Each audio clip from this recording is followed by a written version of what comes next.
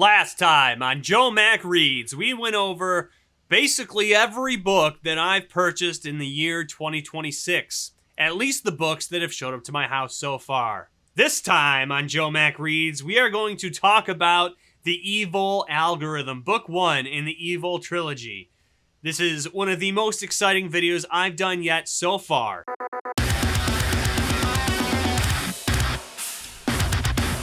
Oh, hey, I'm JoeMac, and welcome back to the channel. Guys, I'm so excited to talk to you about today's book, the EVOL Algorithm, Book 1 of the Evol Trilogy. I don't know if it's evil, evil. I'm going to go, for consistency's sake, for this whole video, I'm going to go evil. This book, if you've seen it at all, if you've heard about it even a little bit, you may have heard it called the FOMO book of the year, and that's because this isn't by a major publisher. You're not going to see anything really on social media about it.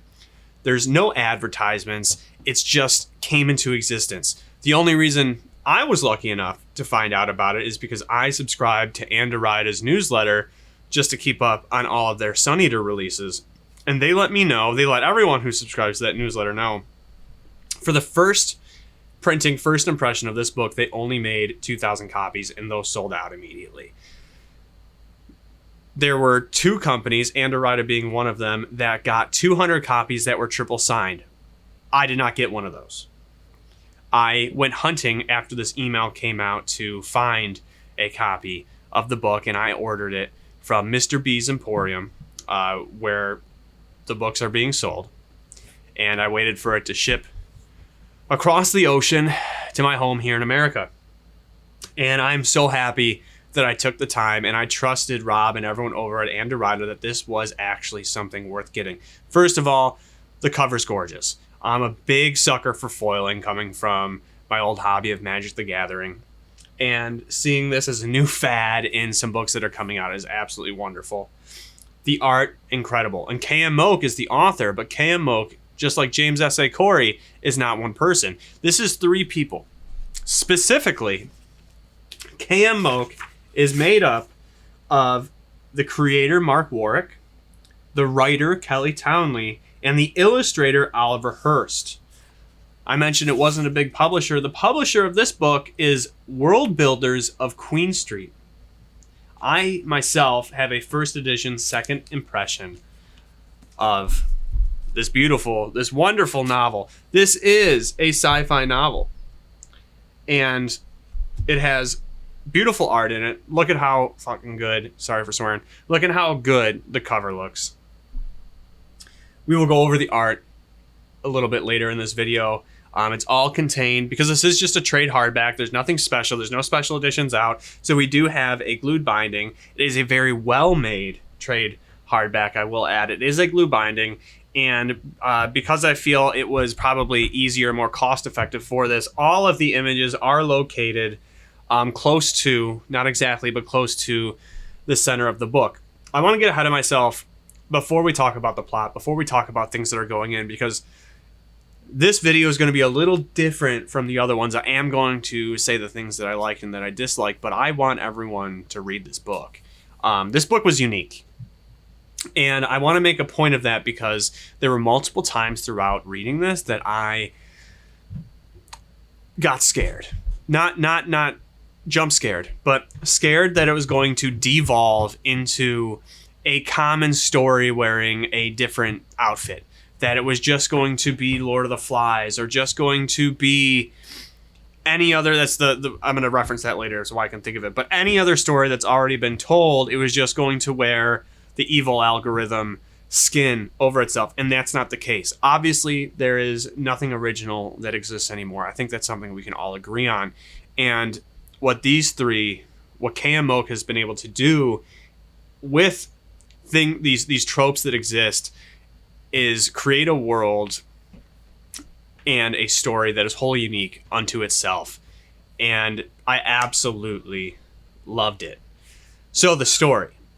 Before anything, and instead of just taking my word for it, I'm going to take a little bit of the easy route here before I start saying my own thoughts. I'm just going to read the back to you guys. This is not a dystopia, it's a utopia in the making. Matargo and the others live in paradise under the watchful eye of their mechs. until the day they float. No one talks about what happens afterwards, or what exactly the giant black sphere of nothingness above them is. Why would they? They've never known a day of fear or suspicion in their lives, like lambs awaiting slaughter. And that's all of that is so on point. You follow the character of Matargo, who is a child. And this child lives with other children of varying ages, separated into 3 groups known as Littlies, Midways, and Upties. Thanks to some post-video taking editing, I'm sure you didn't have to wait long for me to find that. Look forward to watching me fight with the spinning later when I remember that I was supposed to show you guys the art in the book. You follow Matargo and her mech, P. Every child on this island has a mech. They come in different classes denoted by letters. Matargo has the only denoted by the letter P. And Matargo is a midway. They have necklaces that glow as they mature or reach certain goals that they are being raised and trained for on this island. And when you achieve all those colors, when you fill out all the points of the star, you achieve what they call a float. And like the name suggests, you float into the sky. I'm not going to give any more detail about where, why, how, or with whom, because I want you to read it and find out. But as the back of the book says, nobody knows what happens during or after that. The crowd can see what's happening, but they don't know what actually takes place. Just like any story that starts with such a perfect world, it doesn't take long for the story to let us know that ignorance is bliss.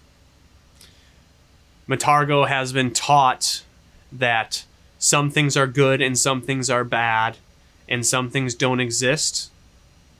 And it's like 2 truths and a lie. Every good lie is filled with some truth.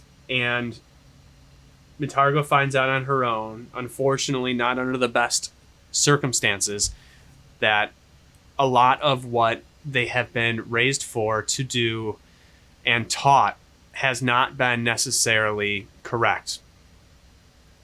Not only that, but these children are very smart and intelligent, but they are very much book smart and book intelligent, and very ignorant to how their bodies work or how human bodies work in general, as well as many other day-to-day things that we would experience, like cooking, or mostly cooking is a big thing that comes up. And sorry. And it's just, I'm trying so hard to just, I want to talk so much about it, but I'm realizing as I go to mention certain things of this book that it reveals and ruins some aspect of how you may get to that information, and I really don't want to cross that line with this one. The EVOL Algorithm is a must-read. I'm being completely honest with you. I know that mostly every book I've talked about on this channel has been a read it, and because I do a lot of research and effort into finding out if I would like to read something before I do. So I really try not to buy, purchase, or go across anything that's something I wouldn't want to read. But this is the first thing I wasn't able to do that with, and I know that there's a lot of people who aren't going to know about this book. There aren't many videos or anything out there yet involved with this book, and it's absolutely fantastic. I think everybody who likes anything about sci-fi or coming-of-age stories, dystopias, utopias, mechs, Mad Max stuff, aliens, I think if you...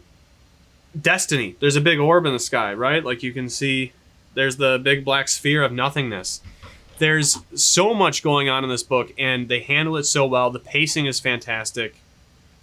The dialogue is a little... the dialogue itself isn't bad. There are certain words and phrases that are used, just like in any, fiction book, that it does take a little bit of getting used to, like I said, with little-e's, or even how to pronounce this word itself. I'm sticking to evol, just being shortened like that. Is this supposed to be the evolution algorithm? Is it supposed to allude to evil as a good versus bad type thing in this book? I don't know exactly what is being sought after using that word specifically, or is it something that they just made up for this book? You're gonna have to read and find out. And I will say that make sure when you read this, you turn every single page. You look at every page. Okay, I don't care if you come across a blank one. Keep flipping. This book handles its ending so well. Gives you the perfect cliffhanger. I cannot wait for book 2. I hope it doesn't take too long. I don't doubt that as this starts to gain traction, we will see these fine presses picking this up if Anderida doesn't have something already in the works for it, because it deserves it. The art is phenomenal, and it deserves to be showcased better and in better placement than it was in this book. And with that being said, let's check it out. First, I'll give you the full spread. The full spread. We always love when there is a full bleed piece of art to make up the cover. At least I do. And it was done very well with this book. You can see they beautifully used the foiling where they needed to really make words and things pop. You have wonderful boards also showcasing the same text, the same foiling. You have color end papers depicting certain scenes in the book. You get sketches in the beginning showcasing the island, showcasing different objects, foliage, some mechs, showcasing vehicles and buildings.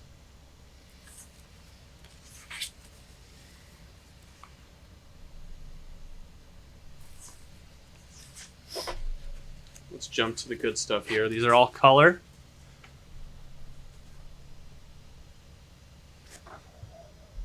I think that when this gets the traction it deserves, you are going to see these images popping up where they would do the most justice, where they are near their context with lying within the story. These are printed in color and on a different quality paper than the rest of the book, and I assume that's why they were all placed in the center instead of within the confines of the context in which they're brought up, and for as far as what they're depicting.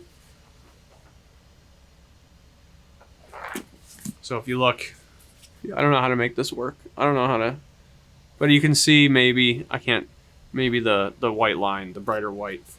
That I gotta put this back on. That shows where all of the images are. This is gonna be a fun one to edit.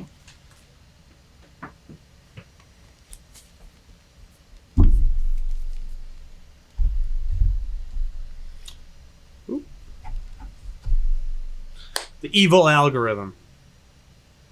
Let me know what you guys think the word is pronounced as. Give me some little, like those things you find in dictionaries, the phonetic pronunciation for how you think evil, evol is supposed to be pronounced.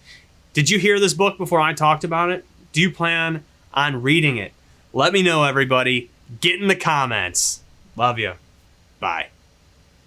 Next time on JoeMac Reads, we return to the world of fantasy and we close out Memory, Sorrow, Thorn by Tad Williams. We are talking about To Green Angel Tau. Was Tad Williams able to close this trilogy off the way that I hoped? And where did this trilogy land in my favorite fantasy series? Find out next time on JoeMac Reads.